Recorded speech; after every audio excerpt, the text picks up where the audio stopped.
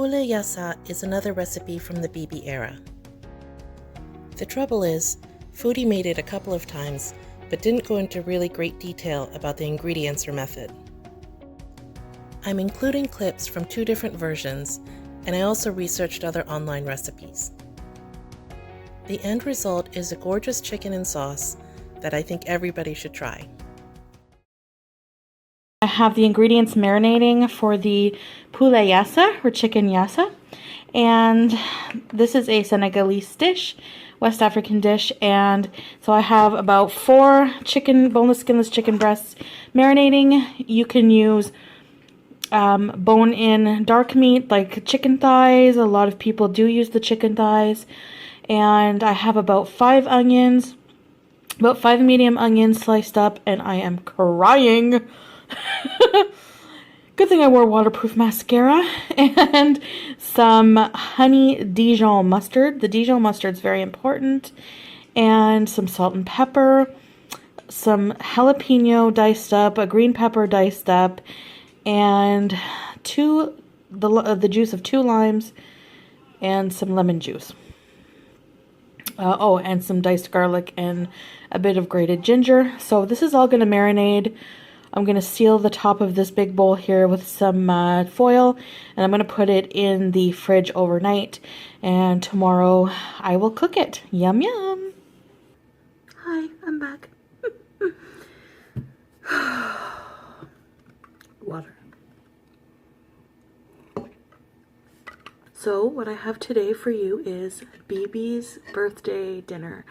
So my boyfriend, Bibi, he loves chicken yassa, or, you know, the term is normally said in French, it's Poulet Yassa.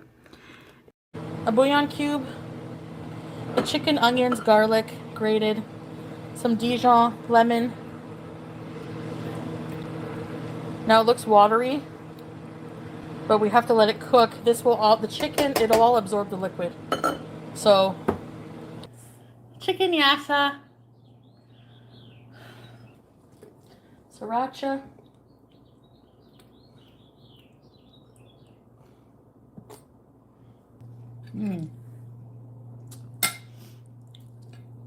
Chicken is tender. Tender chicken legs. Beauty bite. It's not Egyptian, it's West African. Wrong boyfriend.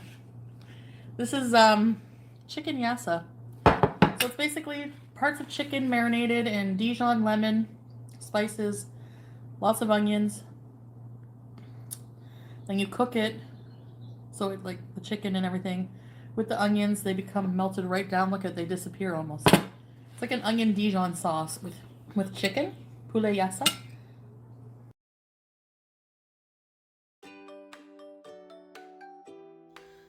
Okay, so after studying the 2 videos and reading a bunch of recipes, I decided to take the common ingredients and put them in my version. 1 big bell pepper went in, and I kept it in really big pieces so that I could fish them out later, because Mr. Catvoice doesn't like eating cooked peppers.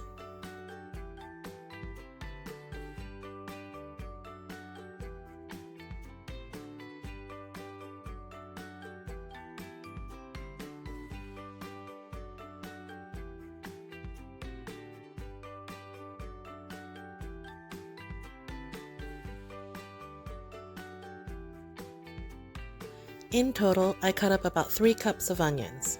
It was a combination of sweet onions and white onions, just whatever we had in the fridge and pantry.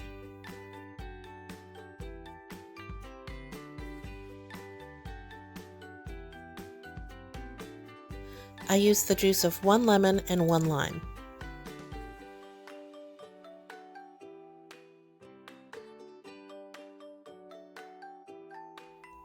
If you use a lot of citrus, one of these lemon presses is a real lifesaver.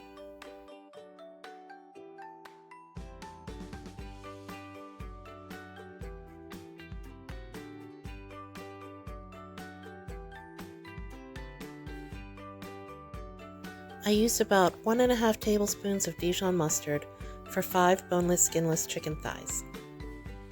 Here, I crumbled in 2 large chicken bouillon cubes.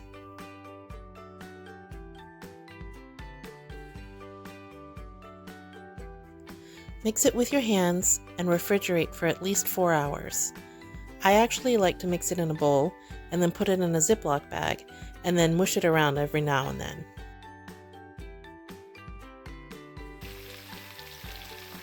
Brown the chicken in 2 tablespoons of vegetable oil.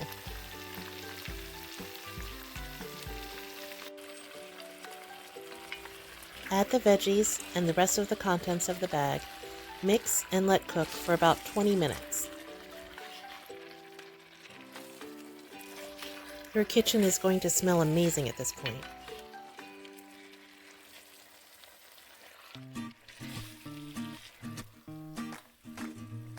Scrape up any brown bits from the bottom of the pan. Pour in about 2 cups of water. At this point, I also added about another tablespoon of Dijon mustard. Simmer for another 20 minutes or so and adjust the seasoning. Serve your Poulet Yassa on some plain white rice with some fresh veggies on the side. You can't go wrong with cucumber and tomato with a little salt and pepper. I probably should have eaten this with a fork and a spoon. You don't really need the knife at all. At this point, after tasting it, I was kicking myself for not trying this recipe sooner.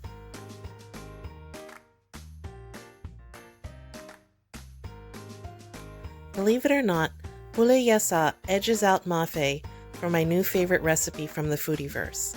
If you like chicken and you like lemon juice, you're going to love this recipe. Don't be scared of all the mustard, it mellows out while it simmers. Thanks for another great dish, Bibi.